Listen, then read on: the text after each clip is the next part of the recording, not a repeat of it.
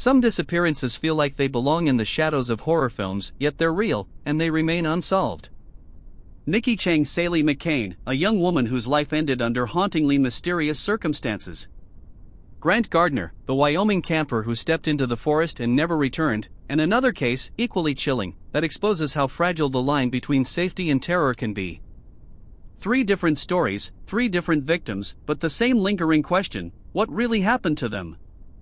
Each case reveals layers of fear, suspicion, and unanswered clues. Surveillance tapes that cut out at the wrong moment, final text messages that read more like warnings than goodbyes, evidence hidden in plain sight, and witnesses who swear they saw something no one else believes. These aren't just random tragedies, they're puzzles that force us to ask whether predators are watching from the shadows, whether victims knew too much, or whether there's a darker pattern that law enforcement hasn't connected yet. In this series, we'll dig into all 3 mysteries, from Nikki's final hours to Grant's vanishing trail, and beyond, to uncover the secrets authorities don't want to admit. Each story is stranger, darker, and more chilling than the last. If you're ready to dive into the unknown, hit like, drop your theory in the comments, and don't forget to subscribe so you never miss the next twist in these real-life nightmares. The disappearance of Nikki Cheng Saelee-McCain. In May 2024, 39-year-old Nikki Cheng Saelee-McCain, a devoted mother of 4, left home to drop off a car at her mother-in-law's house. She never came back. Later that day, her car was found abandoned near the Shasta-Tehama County line, with a strong odor of decomposition and a blood-stained sheet inside. DNA testing confirmed it was Nikki's. At first, the case was treated as a missing person. Flyers went up across California, vigils were held, and her family pleaded for her safe return. But as weeks turned into months, suspicions grew. Her husband, Tyler McCain, publicly asked for Nikki's return, yet behind the scenes, investigators began to suspect him. Why would her husband plead for her return while at the same time hiding violent secrets? In March 2025, after nearly a year of searching, prosecutors took the rare step of declaring Nikki's case a homicide, despite no body being found. California law permits murder charges without a body if enough circumstantial and forensic evidence exists. Authorities cited the blood evidence in the car, Nikki's sudden disappearance despite being a loving mother, and a disturbing pattern of domestic violence at the hands of Tyler. Nikki had been set to testify against him in a 2023 abuse case, charges that evaporated when she went missing. But was Tyler acting alone?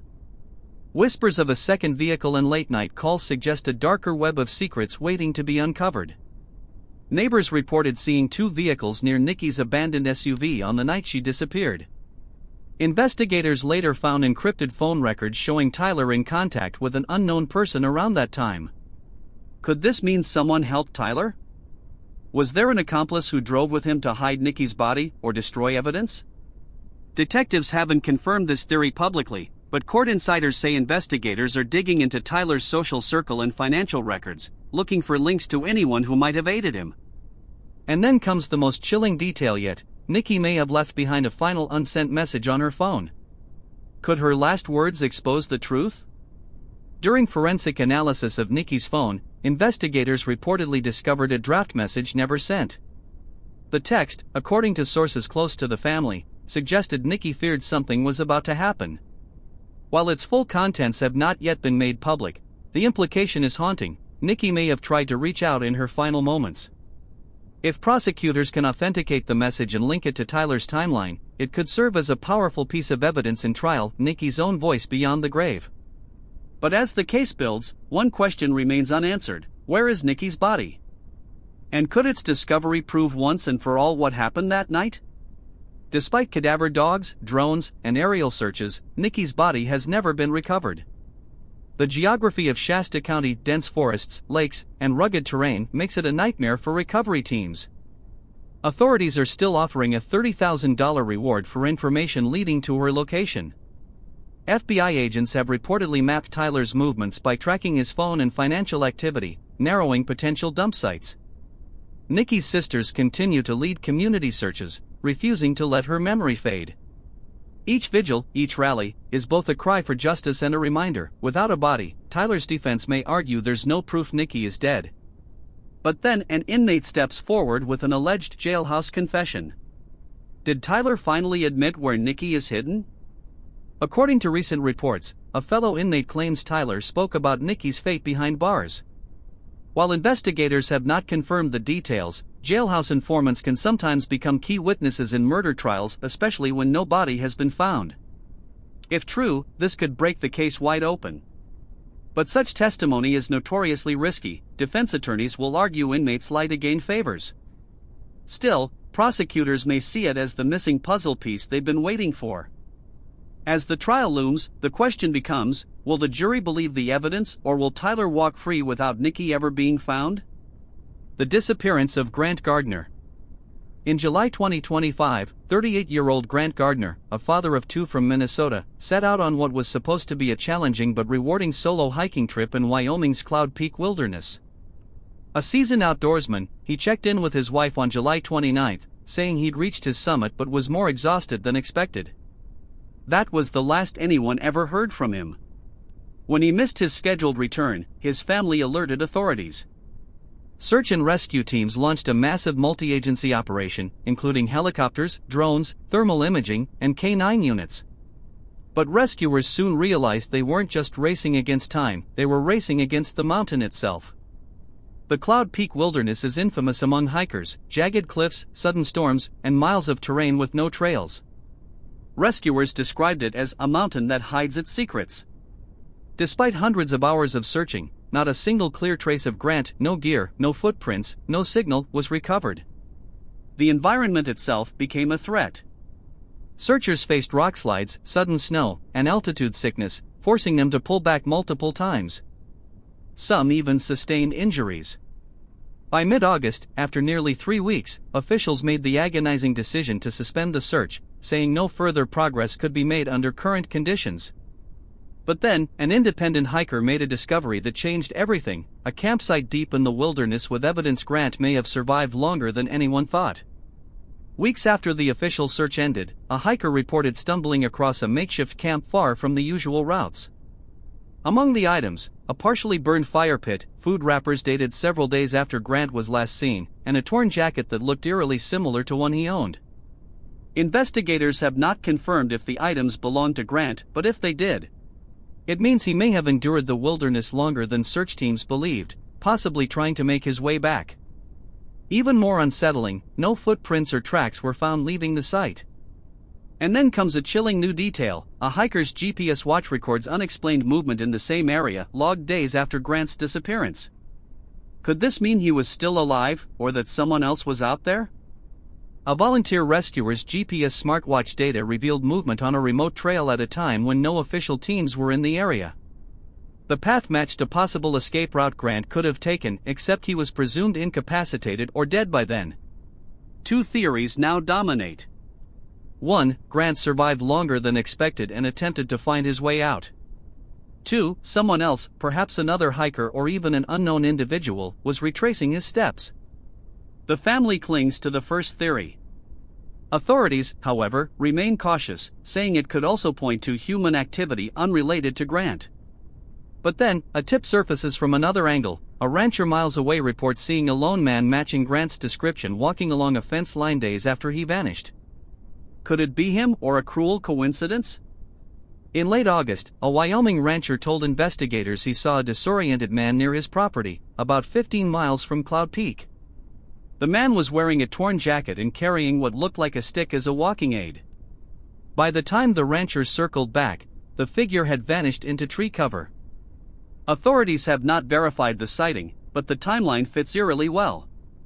Could Grant have made it farther than anyone dared to hope? If true, why didn't he approach the ranch directly for help? His family believes exhaustion and confusion may have prevented him from making contact. Then, another disturbing possibility emerges: did Grant encounter someone in the wilderness who didn't want him found alive?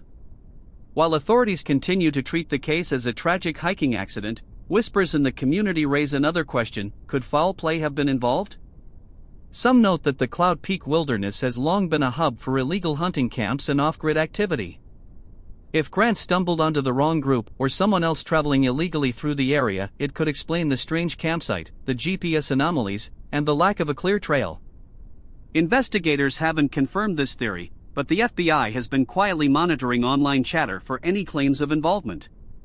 As winter approaches, Grant's family must make a heartbreaking choice. Do they keep searching against all odds, or wait for spring thaw to reveal the mountain's secrets? By September 2025, snow had already begun to dust the Cloud Peak wilderness, making further searches nearly impossible.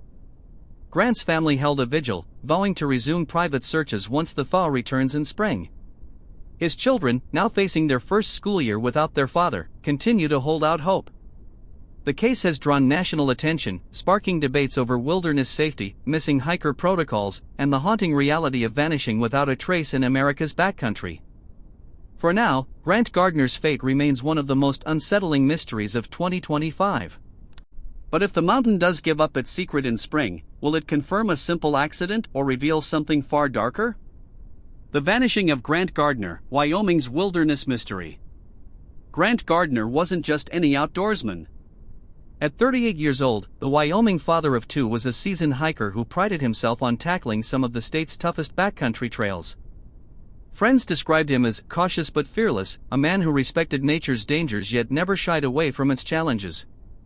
On the morning of June 28, 2025, he packed his gear, told his wife he'd be back in a few days, and set out for a solo trek in the Wind River Range, a rugged wilderness known for unpredictable weather, grizzly bear encounters, and some of the most unforgiving terrain in the Rockies. At first, no one thought much of it when he didn't return on time. Grant was known to push past deadlines, often lingering longer in the wild than he planned. But when 48 hours passed without word, his wife reported him missing. By then, weather in the region had shifted. Heavy rains followed by freezing overnight temperatures blanketed the area, complicating any search efforts. Rescuers from multiple counties, along with K-9 units, drones, and even specialized mountain helicopters, combed the area. They discovered his truck parked at the trailhead. Inside were personal items he never would have left behind if he planned a longer trip. For 10 straight days, more than 80 volunteers scoured the wilderness. But there was no trace. No footprints. No campfire remains. No gear. Nothing. Authorities began quietly suggesting the possibility that Grant may have fallen into one of the region's many glacial crevasses or fast-flowing rivers, natural traps that could swallow a man whole without leaving evidence behind. But others weren't convinced. Some of his closest friends insisted that Grant knew the area too well. If anyone could survive out there, one said, it was Grant. After nearly 3 weeks, officials made a grim announcement: active search efforts would be called off. Resources were stretched thin, conditions were too dangerous, and no new leads had emerged. The case officially shifted from rescue to recovery. But that wasn't the end of the story.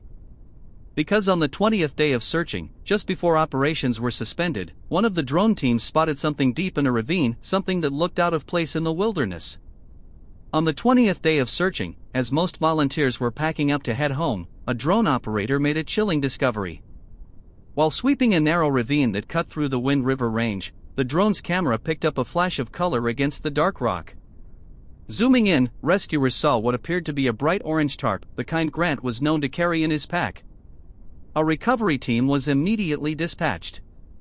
After hours of rappelling down the unstable cliffs, they reached the tarp. Underneath, they found a makeshift shelter, crudely built with branches and tied together with paracord. It was unmistakably Grant's. But here's where things grew even stranger. Inside the shelter, searchers found Grant's backpack, sleeping bag, and food supply untouched. His bear spray, water filter, and survival knife were neatly laid out beside the gear.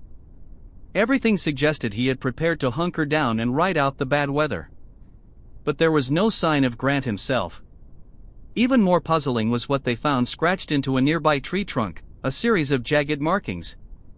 At first glance, it looked like random gouges in the bark, but when investigators studied them closer, they realized it resembled a crude arrow pointing downhill, as if Grant was signaling the direction he had gone. Search teams followed the indicated route, carefully combing the ravine floor, expecting to find either Grant or evidence of where he had slipped. But the path ended abruptly at a swollen creek. The water was icy, fast, and swollen from the recent rains. Dogs brought to the area reacted oddly. They barked and paced near the creek's edge but could not track the disappearance of Amy Lynn Bradley. The vacation that should have been paradise. It was March 1998. Amy Lynn Bradley, a 23-year-old from Virginia, boarded the Royal Caribbean cruise ship Rhapsody of the Seas with her parents and younger brother. For the Bradleys, this was supposed to be a dream vacation through the Caribbean, fun, family bonding, and celebration before Amy started a new job back home. But paradise would turn into a nightmare. On the morning of March 24th, just days into the cruise, Amy vanished. She was last seen sitting on her cabin balcony in the early hours, then she was gone. No one heard a splash. No one saw her fall. And when her family realized she was missing, the cruise line made a decision that still haunts the case today. Instead of locking down the ship and searching immediately, the crew delayed, allowing thousands of passengers to disembark in Curaçao. If Amy had been taken, she could have been smuggled off right under everyone's noses. The Bradleys would never see Amy again. But this was only the beginning of a case that would stretch decades, drawing in FBI agents, witnesses, and even shocking photos that seemed to prove she was still alive the last night seen alive. On the night before Amy vanished, the Bradleys joined a party at the ship's nightclub. Witnesses later recalled Amy dancing with members of the cruise ship's band, Blue Orchid. One crew member, known only as Yellow, reportedly paid her special attention. Amy's parents said she seemed uncomfortable, something about the way the crew was watching her. In the early hours of March 24th, Amy returned to the cabin with her brother. Around 5:15 a.m., her father saw her sitting on the balcony, cigarette in hand. By 6 a.m., when he awoke again, Amy was gone. Her shoes, cigarettes, and ID were still inside the cabin. She hadn't just gone for a walk. Something was wrong. But here's where the case turns chilling. The cruise line refused to treat Amy's disappearance as an emergency. Instead of locking down the ship, they allowed thousands of passengers to disembark in Curaçao, possibly giving her abductor the perfect chance to escape. Later, other passengers came forward. Some claimed they saw Amy with members of the band in the early morning hours. Others remembered her leaving the nightclub with crew members. The FBI, once notified, suspected foul play immediately. But by then, the ship was already sailing away. And soon, horrifying reports would emerge from tourists who swore they saw Amy alive. Years later, in the Caribbean, the sightings that shouldn't exist. In the months after Amy's disappearance, her family clung to hope that she was still alive. That hope wasn't baseless, because chillingly, sightings began to pour in from across the Caribbean. Curaçao, 1999, just a year after she vanished, a Canadian tourist claimed she saw Amy on a beach. The woman said Amy tried to approach her, looked like she wanted to speak, but was stopped by two men who quickly pulled her away. Caribbean, early 2000s, multiple witnesses claimed to see Amy with different men, always under watchful eyes. These weren't random tourist mix-ups, the descriptions matched Amy down to her tattoos, a gecko, a sun, and the Tasmanian Devil cartoon spinning a basketball. 2005, Barbados, a member of the U.S. Navy reported visiting a brothel where a young woman whispered to him, "My name is Amy Bradley. Please help me." Before he could act, men dragged her away. Then came the most shocking piece of evidence. In 2005, a series of disturbing photographs surfaced online from an escort service website. One of the women looked eerily like Amy, same facial structure, same tattoos. Experts who compared the photos with family pictures said the resemblance was highly likely. But here's the haunting part: every time the FBI chased a lead, it went cold. Witnesses would change their story, or the alleged brothel would vanish overnight. It was as if Amy was always one step out of reach, alive, but trapped in a world of human trafficking, the cruise line cover-up. From the very beginning, Amy's family felt Royal Caribbean wasn't telling the whole truth. The ship had surveillance cameras, guest logs, and crew records, but somehow, the most crucial hours of Amy's disappearance were filled with gaps and errors. The FBI wasn't even notified until hours later. By then, the ship had already docked and passengers were allowed to disembark, meaning any possible trafficker could have walked Amy right off the ship. The Bradleys asked the crew for announcements over the loudspeaker, begging passengers to look for Amy. The cruise line refused, claiming it would disturb guests.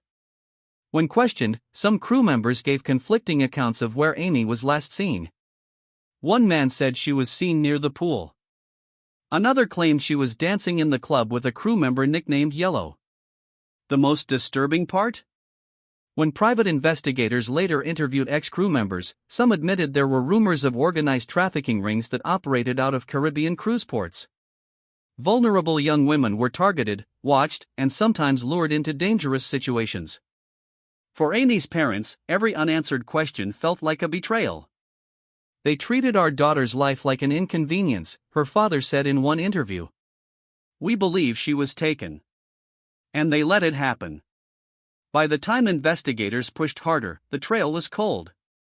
The ship had sailed, the passengers scattered, and Amy was lost in a network designed to make people vanish forever. Once it became clear Amy hadn't simply fallen overboard, her family launched an international search that would span decades and uncover shocking leads.